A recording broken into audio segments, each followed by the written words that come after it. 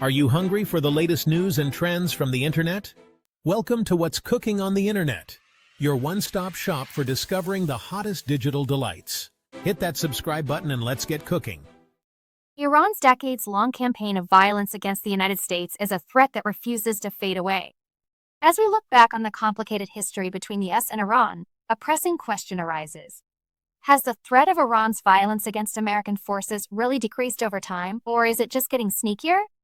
Since the 1979 Islamic Revolution, Iran's regime has been waging a relentless war against the US, using proxy groups like Hezbollah and the Popular Mobilization Forces to attack US troops, diplomats, and civilians.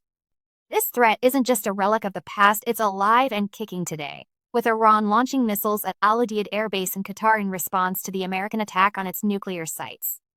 A closer look at Iran's decades-long campaign of attacks against US soldiers and civilians reveals a disturbing pattern of violence. It all started with the 1979 seizure of the US embassy in Tehran, where 52 Americans were held hostage for 444 days.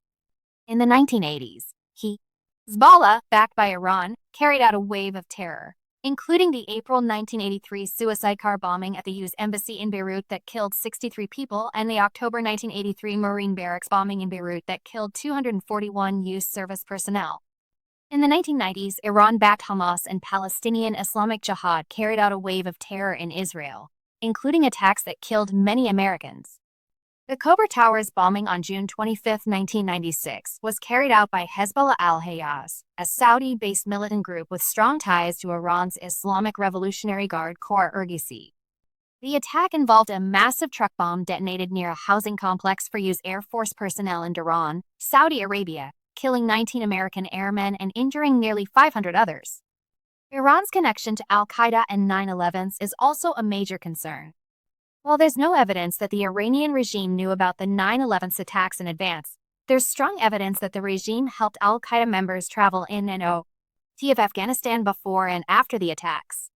It's also clear that the Iranian regime and Hezbollah maintained close contact with Al-Qaeda, with the latter providing advice and training.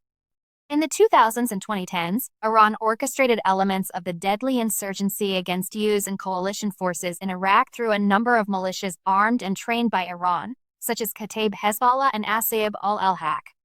Iran trained and armed proxy fighters with advanced weapons, including deadly explosively formed penetrators EFs, used to penetrate armor and kill US troops. Meanwhile, in Afghanistan, Iran quietly provided weapons, funding, and a haven to select Taliban factions, despite their ideological differences, as part of a broader strategy to undermine US and NATO forces. Intelligence reports and battlefield recoveries revealed Iranian-made arms, including rifles, mortars, and roadside bomb components, had reached insurgent groups, contributing to deadly attacks on coalition troops, especially in western Afghanistan near the Iranian border. In recent years, Iran has escalated its attacks on US forces, using drones, missiles, and proxy strikes. Following the January 2020 US drone strike that killed Iraqi Quds Force commander Qasem Soleimani, Iran responded by launching more than a dozen ballistic missiles at Ain al-Asad Air Base in western Iraq.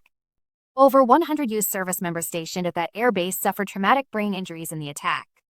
Today, even the region's most fortified bases lie within reach of Iran's advanced missile and drone arsenal, including strikes launched directly from Iranian territory as seen in the June 23 direct attack on the US base in Qatar. At sea, Iran and its Houthi allies have turned the Red Sea and Gulf waterways into conflict zones, threatening commercial shipping and US naval vessels. The United States maintains a network of military bases across the Middle East to combat terrorism, support allies, and protect global energy routes.